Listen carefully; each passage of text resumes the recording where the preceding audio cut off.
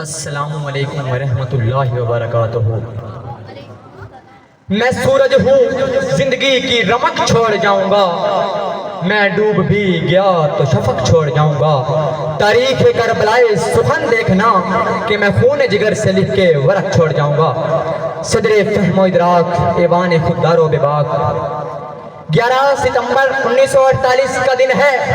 کوئٹہ کے ایئرپورٹ سے ایک جہاز اڑان بھرتا ہے اور فضاؤں کا سینہ چیرتا ہوا کراچی میں اترتا ہے۔ ایک نحیف و نزار مریض کو ایمبولینس میں ڈالا جاتا ہے۔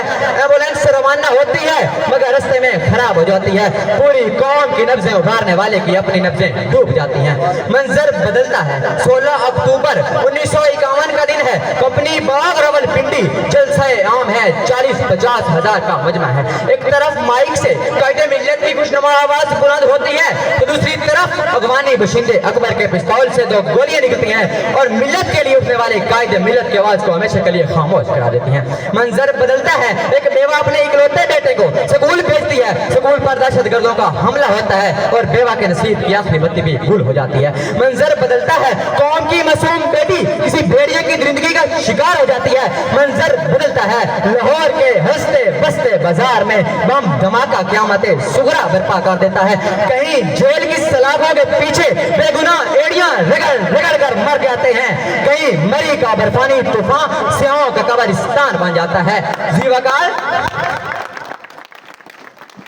زیوکار کراچی کا سنسان رستہ، راولپنڈی کا کمپنی باغ اور پشاور کا آرمی پبلک سکول ہی نہیں بلکہ میرے وطن عزیز کا ذرہ ذرہ اپنی تاریک آنکھیں اور تاریک تر نصیب لیے زبان حال سے چلا رہا ہے کہ قصاص ہونے تمنا کا مانگیے کس سے، گنہگار ہے کون تو خون بہا کیا ہے، قصاص ہونے تمنا کا مانگیے کس سے۔ زیوکار وطن کی سوگوار فضاؤں سے نکل کر اقوام عالم کی بے ضمیری بھی ملاحظہ ہو۔ فلسطین میں بربریت کے پہاڑ توڑے جاتے ہیں مگر امن کے سفیر امن میں ہیں۔ برما میں مسلمانوں کے قتل کا بازار گرم ہوتا ہے مگر حقوق انسانی کے عالم بردار سوئے رہتے ہیں۔ کشمیر میں اٹوٹن کی صفا کا نازید خون کی ہولی کھیلتی ہے مگر اقوام عالم پر سکوت طاری ہے۔ فرانس میں ناموس رسالت پر رقیق حملے کی جسارت کی جاتی ہے مگر ضمیر عالم پر مردنی چھائی رہتی ہے۔